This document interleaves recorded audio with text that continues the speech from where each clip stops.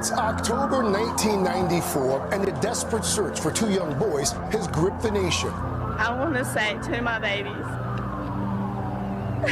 that your mama loves you so much. Their mother, Susan Smith, claims she's been carjacked and her sons, Michael and Alex, taken by a black man. The boy's father, David Smith, sticking by his wife's side, just like much of the country. I think it takes a very sick and emotionally unstable person to be able to take two beautiful children like that, to be able to keep them from their parents. The 1994 Union, South Carolina tale of a carjacking led to an extensive manhunt by police. I stopped at a red light and just out of nowhere, this black guy came up and just opened the door and jumped in the car. Smith, who was 23 at the time, claimed a black man carjacked her at gunpoint and took her sons. A car rolls silently through the dark streets of Union, South Carolina. Inside, a young mother drives while her two small boys sleep peacefully in their car seats. The date is October 25th, 1994. In less than an hour, this quiet night will spark one of America's most gripping mysteries. Susan Smith rushes into the local police station hysterical.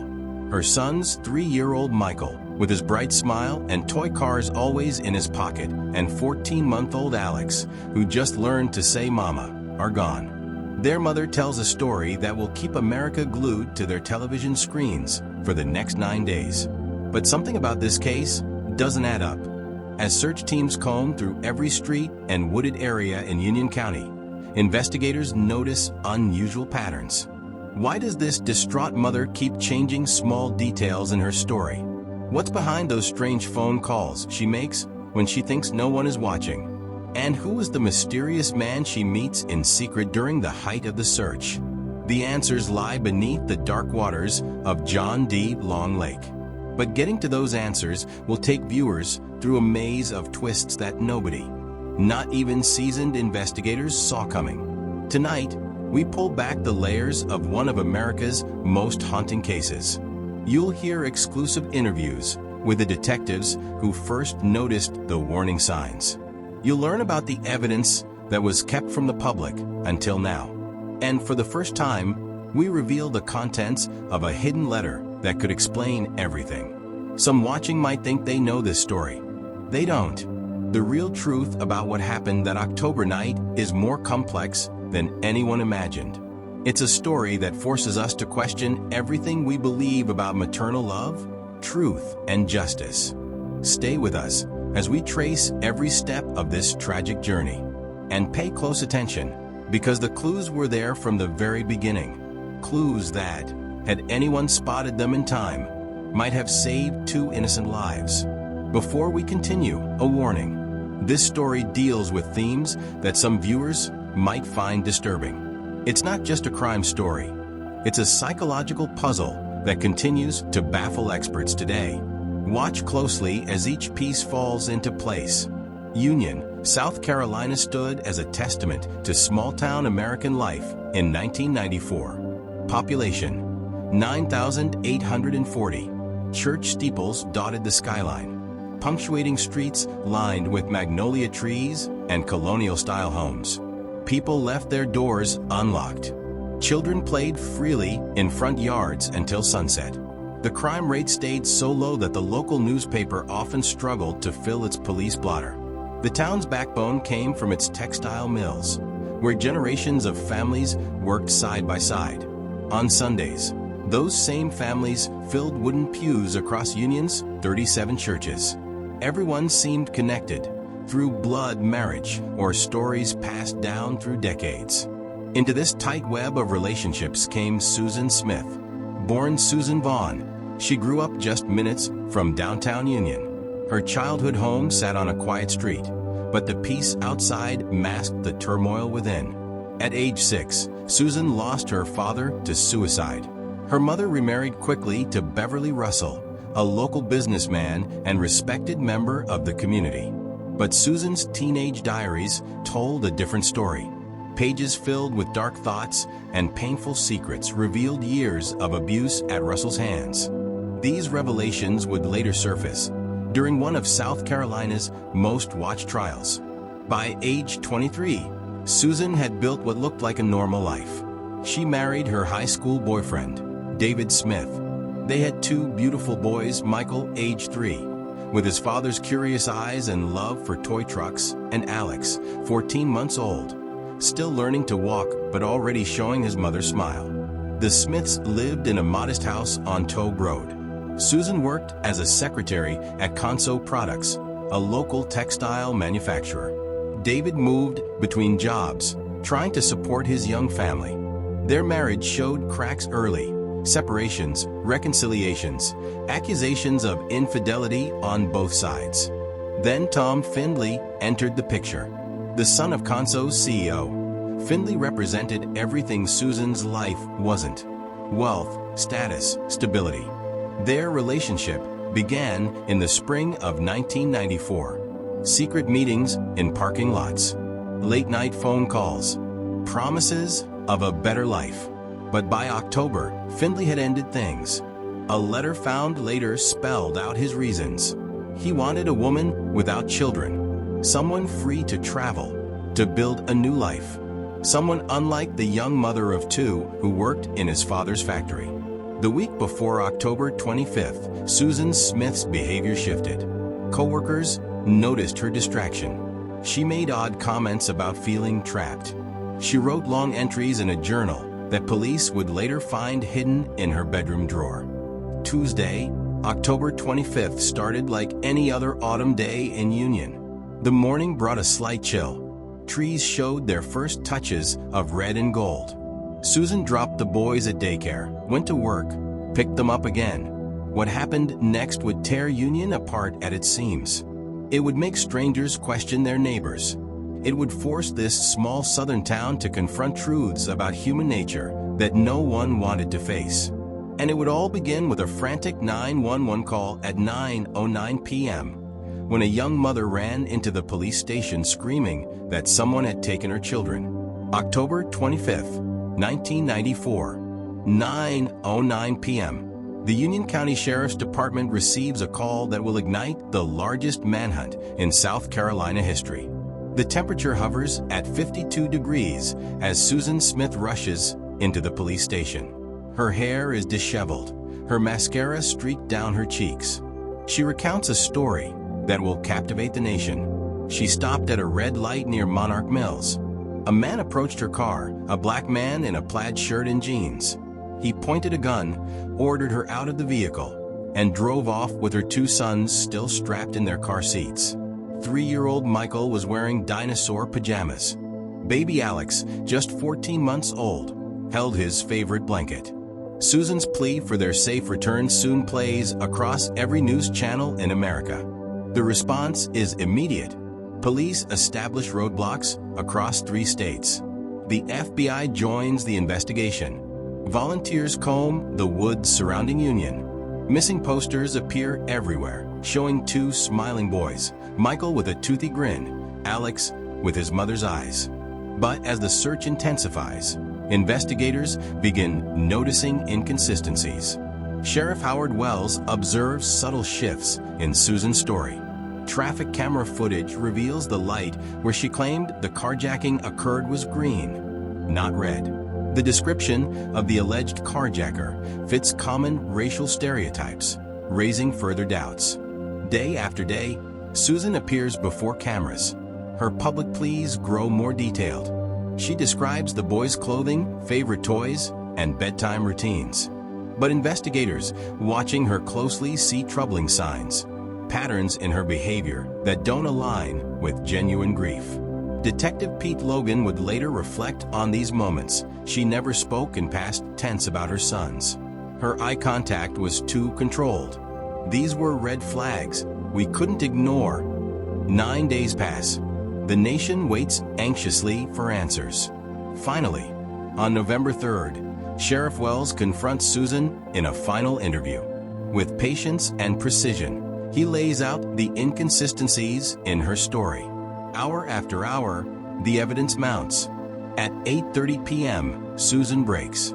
The truth comes slowly at first, then in a rush.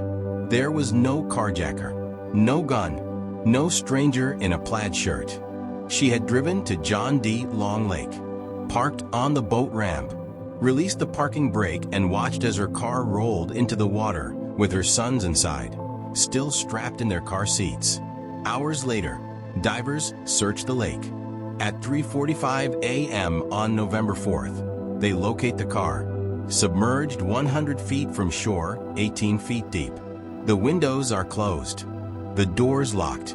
Inside, 2 car seats hold what remains of Michael and Alex. Michael in his dinosaur pajamas, Alex clutching his blanket. 2 little boys who will never grow up, victims of a mother's unfathomable actions. The truth devastates Union, South Carolina, and shocks the world. But questions linger. Why would a mother commit such an act? The answer lies in a web of personal relationships, rejection, and a desperate plan that went tragically wrong. The search for Michael and Alex Smith began as a desperate pursuit, every second critical. Roadblocks were erected on every highway leaving Union County, while helicopters hovered above, scanning the land for signs of the missing boys. The FBI's child abduction response team joined the effort, amplifying the urgency. Yet, as the search intensified, so did the questions. Susan Smith's description of her alleged attacker ignited immediate controversy. She claimed a black man, late 20s to early 30s, wearing a dark knit cap and a plaid jacket, had taken her car at gunpoint. The description played into dangerous prejudices, resulting in widespread questioning of innocent men across multiple states. The accusations, however, began to unravel quickly. Investigators noticed discrepancies in Susan's story from the beginning. The position of her car at the stoplight made a carjacking implausible. Witnesses at the busy intersection saw no sign of the alleged gunman. Her emotional reactions seemed oddly calculated, as though intended for the television cameras rather than those trying to save her children. Each retelling of her account brought new, contradictory details. A polygraph test raised further doubts, suggesting deception when she was asked about the boy's location. As investigators pressed her, a letter from Tom Findley emerged, a key to the mystery. The letter, written just days before the boys disappeared, revealed Findley's decision to end his relationship with Susan. His words cut deep, laying bare a motive Susan had concealed. His rejection wasn't just personal. It cast a shadow over her entire future. He had written, "The relationship with your children makes it hard for me to fully commit to you." The focus of the investigation shifted to John D. Long Lake. Tire tracks leading to the water's edge told a haunting story. No evidence supported Susan's claim of a second vehicle parked nearby. Surveillance footage placed her car alone on the route to the lake. The path of deception was becoming clearer. The lake itself provided a grim confirmation. Divers recovered Susan's car from the murky depths, the boys still inside, strapped into their car seats. It was no accident, no sudden act of violence by a stranger. It was a deliberate act, hidden beneath layers of lies and feigned grief. The confession came late one evening, after hours of patient questioning. Susan admitted to watching the taillights of her car fade into the water, leaving her sons to their fate. She had carried the secret for 9 days, maintaining the lie as the nation searched for answers. But the confession didn't answer everything. Why had she clung to the lie for so long? What could drive a mother to such extremes? The truth lay in a tangled web of personal rejection, misplaced desperation, and a calculated plan to reshape her life, no matter the cost. The nation watched in stunned silence as the details emerged, the portrait of a grieving mother now replaced by something far darker. But the story was far from over. The trial would unravel the depths of her mind and expose the chilling reality of what Susan Smith had done. November 4th, 1994. The morning fog hangs low over Union County Courthouse. Susan Smith, dressed in a blue prison jumpsuit, walks through the front doors flanked by armed deputies. Her eyes stay fixed on the ground. The charges, 2 counts of murder. Media trucks line Main Street. Satellite dishes sprout like steel mushrooms across parking lots. 200 journalists crowd the courthouse steps. Inside, Judge William Howard's courtroom fills beyond capacity. The prosecution presents their case. They paint a picture of calculation, not impulse. Susan Smith wrote detailed letters in the days before the murders. She visited John D. Long Lake multiple times. She chose a night with no moon. She picked a time when few people would be around. Defense attorney David Bruck builds a different narrative. He speaks of Susan's troubled past, her father's suicide when she was 6, years of abuse at her stepfather's hands, battles with depression that started in her teens. Mental health experts testify about her fragile psychological state. The trial spans 27 days. Witnesses number in the dozens. But 2 pieces of evidence stand out. First, Tom Findley's letter ending their relationship. Second, a journal entry Susan wrote 3 days before the murders. My children deserve better. They deserve a life of happiness. July 22nd, 1995 arrives. The jury has deliberated for 2.5 hours. Judge Howard calls for order. The clerk reads the verdict. On the count of murder of Michael Daniel Smith, we find the defendant guilty. On the count of murder of Alexander Tyler Smith, we find the defendant guilty. Gasps fill the courtroom. Susan Smith collapses at the defense table. The sentencing phase brings new drama. Prosecutors push for the death penalty. They show photos of Michael and Alex. They read from Susan's confession. The defense team presents 86 witnesses who speak of Susan's mental state, her capacity for rehabilitation, her genuine remorse. The jury chooses life in prison. 30 years must pass before any possibility of parole. The date is set, November 4th, 2024. News cameras capture Susan Smith's final walk from the courthouse. She looks older than her 23 years. Local minister James Thompson later said, "You could see the weight of what she'd done in every step she took." Today, Susan Smith serves her sentence at Leith Correctional Institution in Greenwood, South Carolina. She has applied for parole twice, both times denied. The parole board receives thousands of letters whenever her name appears on the docket. John D. Long Lake stands quiet now. A small memorial marks the boat ramp. 2 bronze angels, forever frozen in flight. Visitors leave toys, flowers, notes to 2 little boys who never had the chance to grow up.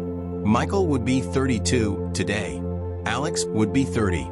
Their father, David Smith, has never returned to Union. The town itself carries on, changed forever by 9 days in October, when a mother's lies shook a community's faith in the deepest bonds of human nature. Union, South Carolina changed after 1994. The town's trust shattered like glass, each piece reflecting questions no one wanted to ask. Parents held their children closer. Neighbors watched each other with new eyes. The innocence of small-town life drained away like water through cupped hands. The ripple spread far beyond Union's borders. Across America, mothers struggling with depression began speaking out. Mental health organizations reported increased calls for help. Universities added new research programs studying the psychology of family violence.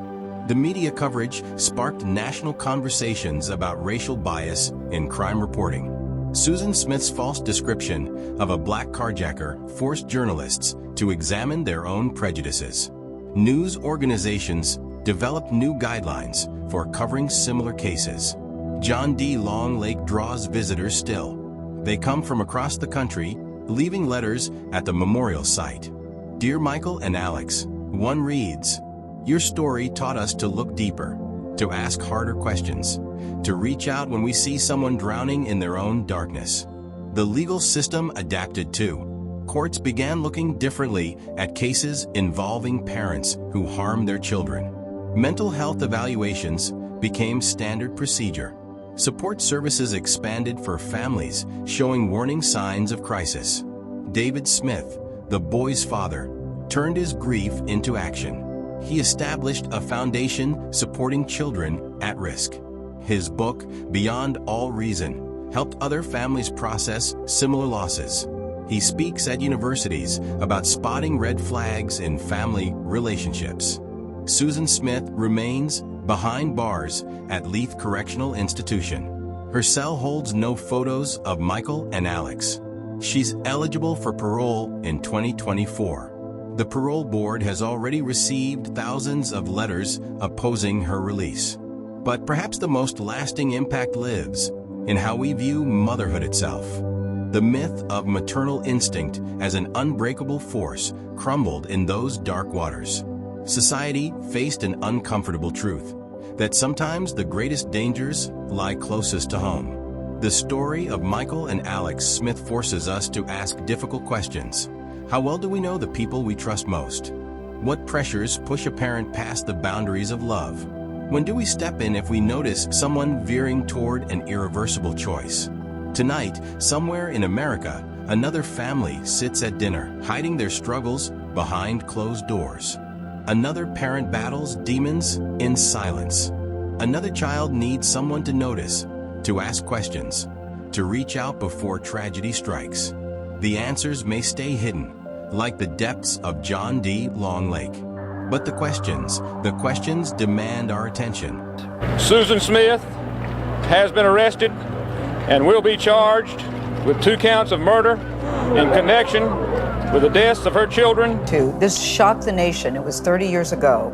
Susan Smith rolled her car into a South Carolina lake with her 3-year-old son, Michael, and his 14-month-old brother, Alex, inside. Now, she initially told police that she had been carjacked by 2 black men before confessing to the murders. Today, Smith, who's serving a life sentence, will ask a parole board for her freedom.